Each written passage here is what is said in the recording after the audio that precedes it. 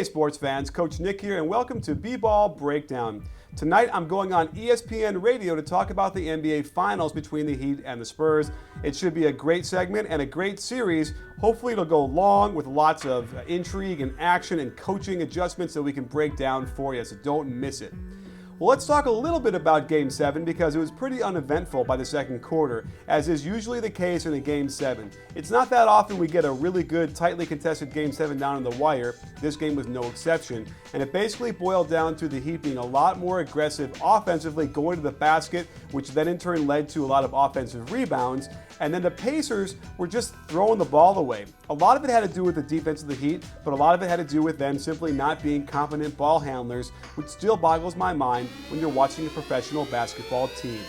Let's start with some triangle offense action as the Pacers try to run pinch post, but Stevenson doesn't hit Hibbert in the high post, even though he's open. On the weak side, Paul George should be screening for Hill to get some movement on the weak side. Instead, they're stagnant, and Bosh comes over to pressure Hibbert, and Haslam aggressively comes over to force the turnover. Interestingly, the Heat ran pinch post to start the game. You can see Haslam going to set a down screen, but the Heat run a wrinkle with a Chalmers back screen for Wade that gets them a great position.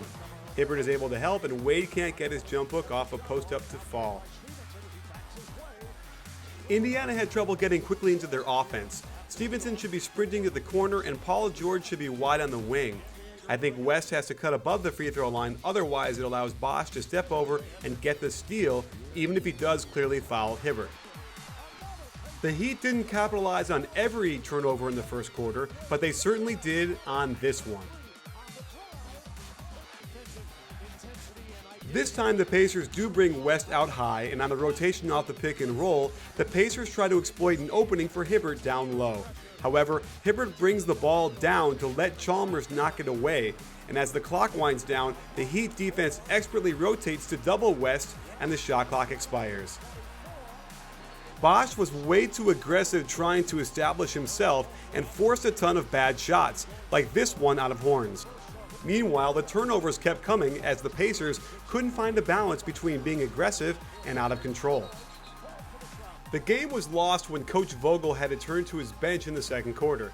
When Paul George got into foul trouble, the Pacers had a 3-minute stretch where they were outscored by 9 points with Augustine and Young on the floor. Before Paul George came out, they still suffered from Augustine and Young being out there. The key to attacking the Heat defense is to hit the roll man. Augustine doesn't even try to throw it to George, although he does strangely look back at him while he's passing to Young. And Young turns it over on an attempted skip pass to Hansbrough that I can guarantee would never have made it over LeBron anyway. For reasons not clear to me, Augustine cuts in front of Paul George before scampering off to the weak side. George hits the roll man, forcing the rotation off of Augustine, and you can see that Hibbert doesn't even sniff in Augustine's direction even though he's wide open, going back to Paul George instead. However, this is the one place the defense was already in position.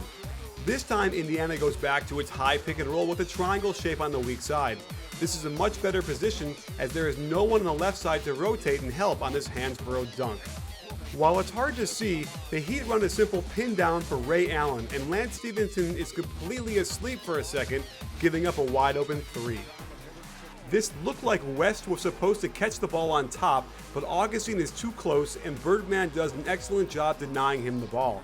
This forces the Pacers into a secondary option of a Stevenson pick and roll, drive and kick to Young, who airballs the open corner three. This of course leads to Flying Death Machine. Again, the offense is in disarray. I don't recall ever seeing Indiana run a 1-4 flat set, yet here it is. This ends up becoming a West ISO on Birdman, who expertly pulls the chair for yet another turnover. The nightmare continues when the Pacers try to run their set with 3 across the free throw line. While normally this is done with Paul George in the middle, we have seen them do this with George Hill. Cole's defense forces Hill to catch the ball much higher than intended, and West won't come up to screen the ball. Mahimi comes up to screen for Stevenson, who wastes that action by passing it right back to Hill. Another ISO for West against Birdman, and this was just ugly. The Pacers couldn't buy a break when Mahimi screens the ball and gets whistled for relatively inconsequential contact. In the midst of this, Dwayne Wade was still trying to figure out how to be effectively aggressive, since Allen and Cole are pretty lonesome out there behind the three-point line. Wade's forced layup attempt gets blocked. The Pacers starters didn't fare much better in this game either. Over the first 6 games of the series, they were blowing the Heat out with a net rating of plus 16.1. In Game 7, however, their net rating sank to negative 7.4. We've seen Paul George try to screen for the ball screener before cutting to the weak side. Instead, he makes it a double ball screen, and this becomes a mess. Normally, Bosh would have to rotate off of Hibbert to pick up West rolling, but because Paul George rolled, LeBron is in the way, and Bosh does an excellent job of not letting Hibbert duck in for position. This set has officially died, leaving the shot up for grabs as George Hill forces a contested 18-footer. More offensive problems for the Pacers as Hibbert wants to set a down screen for Stevenson, who just stands there. Hill picks up his dribble before using the West screen, and Stevenson is left to toss up an improbable 3.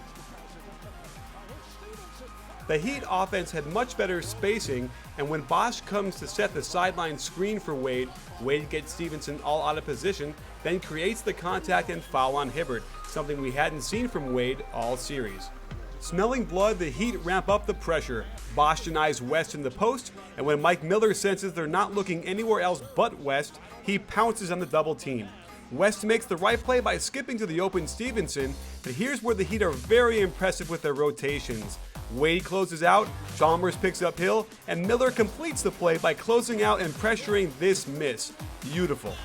We've seen this set with Ray Allen screening for LeBron, and it has been ineffective. With Mike Miller screening, LeBron gets much more aggressive, primarily because Hibbert is on the bench with 3 fouls. We don't normally see this alignment from the Pacers with Stevenson by himself in the weak side corner. However, the Heat don't challenge the roll man, but West can't get this shot to stay down. So there you have it, sports fans. I think that Indiana Pacers are in great shape here. They get Danny Granger back next year, and they should just bump Lance Stevenson to the bench and have him be a 6th man that could score really well and play about 25 minutes off the bench. Right now he's playing a little bit too many minutes against starters, and he doesn't feed the post well enough or know how to run in the offense well enough to be a starter for the Pacers, but he would be a pretty good player for them off the bench. They probably are going to have to do some stuff with Hansbrough, and they have to figure out what they're going to do with their other free agents, and they're in good shape though, and I think they're going to be able to challenge the Heat going forward. Well, let's stay tuned for lots more. We'll be on ESPN Radio tonight talking about the finals, and we'll be breaking down the finals. We'll be doing post-game and halftime shows and all the stuff. So don't forget to join us because at B-Ball Breakdown, we're not a channel, we're a conversation. You in?